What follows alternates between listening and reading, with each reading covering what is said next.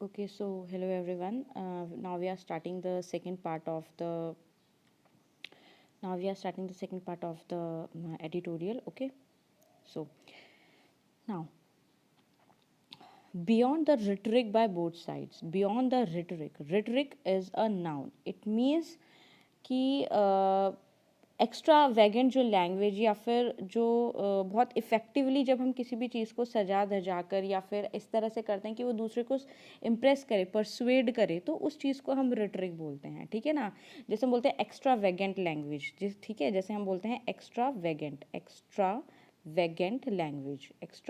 Language, ठीक है। जब हम किसी भी चीज़ को बढ़ा चढ़ा कर बोलते हैं और इस तरह से बोलते हैं कि वो दूसरे को क्या करे, परसुएड करे, ठीक है, परसुएड करे मतलब इम्प्रेस करे, किसी चीज़ करने के लिए उकसाए। तो beyond the rhetoric by both sides, this is a loss situation. इस रिटरिक के बाद जो उन्होंने रिटरिक दिया है, it is a art of speaking. तो इसके बाद this is a loss situation. ये एक लॉस सिचुएशन है, ठीक है।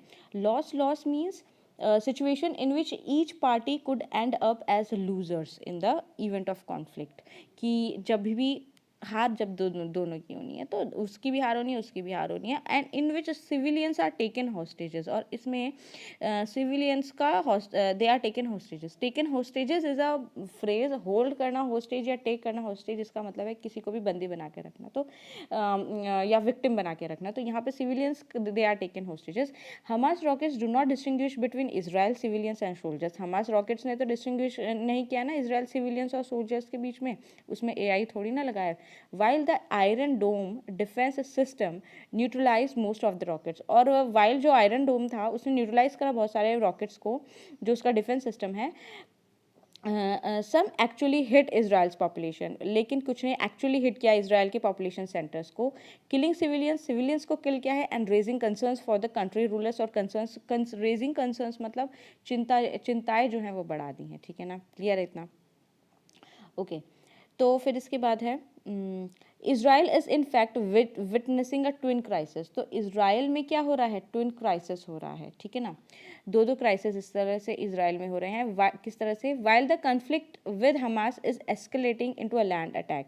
जिसका कन्फ्लिक्ट था हमास के पास, वो एस्केलेट हो रहा है, ठीक है ना। एस्केलेट मतलब वो इंटेंसीफाई हो रहा है, बढ़ रहा है, into a land attack. Israel के सिटीज़ क्या है, they are gripped by riots between Jewish and Arab mobs. तो दो चीज़ हो रही हैं। एक तो वहाँ पर क्या हो रहा है, लैंड अटैक कर रहा है हमास। दूसरा, इसराइल की सिटीज़ में रियॉट्स हो रहे हैं between gripped means it is a verb, it means affected by, ठीक है। किसी चीज़ से जब इफेक्ट होता है तो उसको हम बोलते हैं gripped, affected by, gripped by, take over by, ठीक है ना।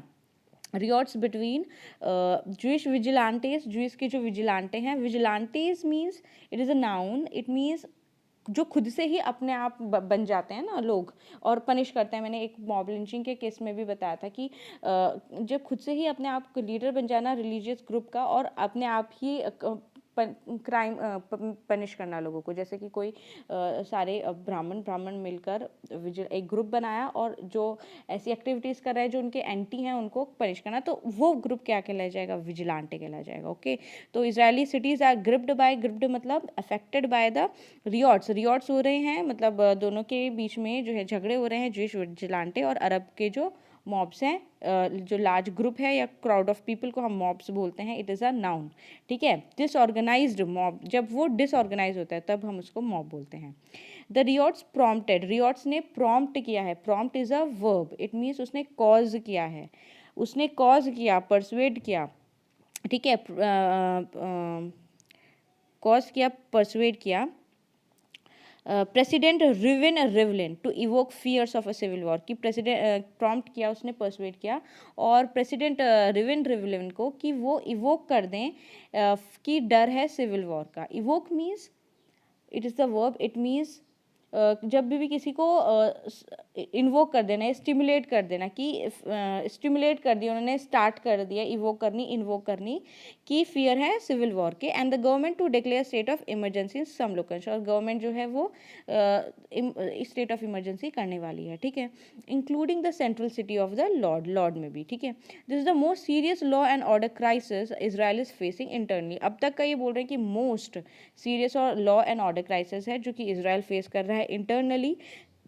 Since the second intifada of 2000, कब से? सेकेंड इंटिफाडा के बाद से, ठीक है, of 2000। Intifada it is also a noun, it means intifada जो है वो यूज़ होती हैं कि जो इंटिफाडा एक वो रिवॉल्यूशन है, ठीक है, जो कि पैलेस्टीनियंस ने करी थी जब इसराइल ने ऑक्यूपेट कर दिया था गाज़ा को, ठीक है, 2000 में हुआ था हमारे पास ये, कि इंटिफाडा वो एक टर्म है जो यूज़ होती है जब पैलेस्टीन्स ने, ठीक है, पैलेस्टीन्स ने रिवॉल्ट किया था जब इसराइल ने उसकी गाज़ा स्ट्रिप को जो क्या कर लिया था, कैप्चर कर लिया था, तो वहाँ पर उसने पैलेस्टीन्स ने वो किया था। तो सेकेंड इंटिफाडा जो आया था 2000 का, उसके बाद से इंटरनल मोस्ट प्रॉब्लम है ये इसराइल में। In return Israel has pulverised Gaza, और रिटर्न में इसराइल ने क्या किया है? पल्वराइज किया है गाज़ा को। Pulverise is a verb, it means defeat कर देना किसी को भी, ठीक है, या फिर बहुत बुरी तरह से क्रश कर देना, डिफीट कर देना। So that is pulverise Gaza. Inflicting a heavy casualty, inflicting means cause करना, इन्फ्लिक्टिंग मीन्स कॉज करना किसी को भी, ठीक है ना। इन्फ्लिक्टिंग या causing a heavy casualty, casualty means victim बना देना या फिर फैटलिटी या मार देना ऑन इम्पोवरिश्ड रीजन्स पॉपुलेशन, ठीक है। और इसराइल ने पल्वराइज्ड मतलब डिफीट किया है इन रिटर्न गाज़ा में। इन्फ्लिक्टिंग मतलब कॉज कर देना, अ हैवी कैजुअलिटी मतलब फैटलिटी या फिर मार देना लोगों को, on the impoverished is an adjective, it means weakened या फिर पुअर, जिसका वो बोलते हैं हम, जो बहुत ही ज़्यादा गरीब हो, इम्पोवरिश रीजन के पॉपुलेशन को। द हाई कैजुअलिटी, जो हाई कैजुअलिटी मतलब जो हाई फैटेलिटी आई है, जो लोग मरे हैं, of children points to the collective punishment approach of the Israeli military, और जो उसने मारा है चिल्ड्रंस को, ये क्या करता है? वो पॉइंट आउट करता है कि कितना कलेक्टिव पनिशमेंट अप्रोच है इसराइल की मिलिट्री का। Israel's right to defend itself which the US and Germany have endorsed cannot be right to launch an indiscriminate bombing on the civilians of Gaza। जो Israel ने अपना right बताया है कि मेरे को अपने आप को बचाव करना है, और जिस राइट को यूएस और जर्मनी ने एंडोर्स्ड में सपोर्ट करा है, एंडोर्स इज अ वर्ब, इसका मतलब सपोर्ट करना, ठीक है, या फिर रेटिफाई करना, सपोर्ट करना। तो जो उसने एंडोर्स किया है, it can not be the right, ये उसका राइट नहीं हो सकता, अपने आप को बचाना वो राइट नहीं हो सकता, टू लॉन्च एंड इनडिस्क्रिमिनेट, कि वो एक इनडिस्क्रिमिनेट केयरलेस जो है, एक एमलेस जो है बॉम्बिंग करे on the civilians of Gaza.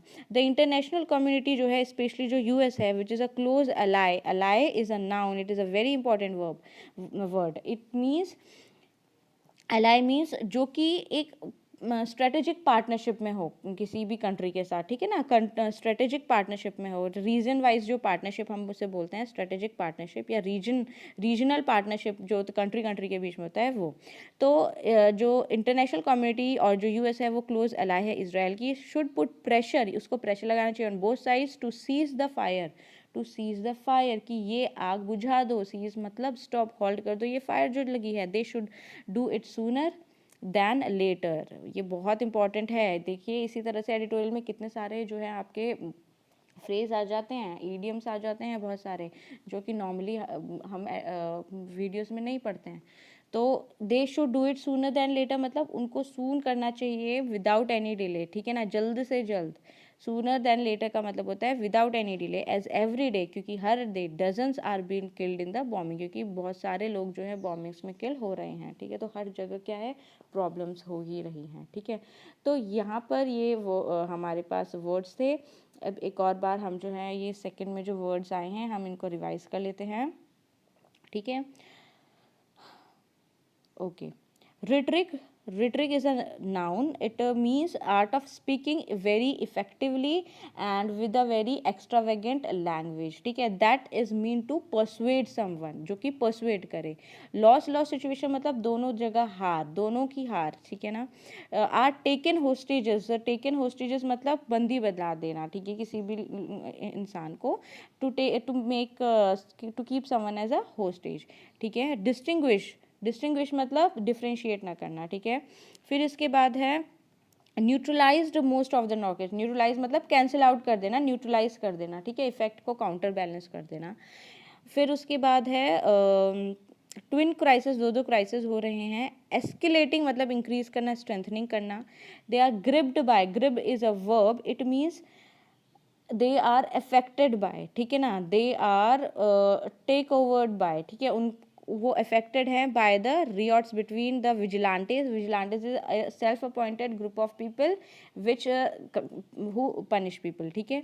Then prompted, prompted मतलब परसुएड कर देना या फिर कॉज कर देना किसी भी को भी, it is a verb. Then to evoke fears, evoke मतलब इन्वोक कर देना, स्टीयर अप, स्टार्ट अप कर देना, सुलगा देना फियर्स को, ठीक है। फिर इसके बाद वर्ड है इंटीफाडा। इंटीफाडा क्या है? इंटीफाडा मैंने बताया था कि 2000 का इंटीफाडा वो है जब पैलेस्टीनियंस ने अटैक करना शुरू कर दिया था या रियॉट करना शुरू कर दिया था इजरायली, जब इसराइल ने जो है वेस्ट बैंक को और गाज़ा को एक्वायर किया था, तो उस वर्ड के लिए हम इंटीफाडा जो है यूज़ करते हैं। Pulverised Gaza, pulverise is very important, it means to defeat someone bad, very badly, बहुत अच्छी तरह से, बुरी तरह से उसको हराना, तो pulverised is a verb. Defeat utterly से हम बोलते हैं। इन्फ्लिक्टिंग मतलब कॉजिंग, कैजुअलिटी मतलब फैटेलिटी, या और इम्पोवराइज्ड मीन्स वेरी वीकेंड, एग्जॉस्टेड और वेरी पुअर, ठीक है ना, पोवर्टी जहाँ पर बहुत हो। फिर उसके बाद है वर्ड जो है एंडोर्स, मतलब सपोर्ट कर देना किसी को भी, रेटिफाई करना, सपोर्ट करना, ठीक है। इनडिस्क्रिमिनेट मतलब यूजलेस, एमलेस, बॉम्बिंग। फिर इसके बाद है अलाई, अलाई मतलब स्ट्रेटेजिक पार्टनरशिप में जो सपोर्टर होता है, that is an ally. Do its sooner then later, sooner then later means, sooner then later means immediately without any delay, ठीक है। पुट प्रेशर, प्रेशर बनाना चाहिए बोथ साइड्स में, मतलब इन्फ्लुएंस करने की कोशिश करनी चाहिए। So this is all about the editorial. If you have any type of query और if you have any type of problem, then feel free to mention it in comment section. I'll reply it. And please like the video, please share, and please subscribe to the channel. This is a very authentic channel. Okay, thank you.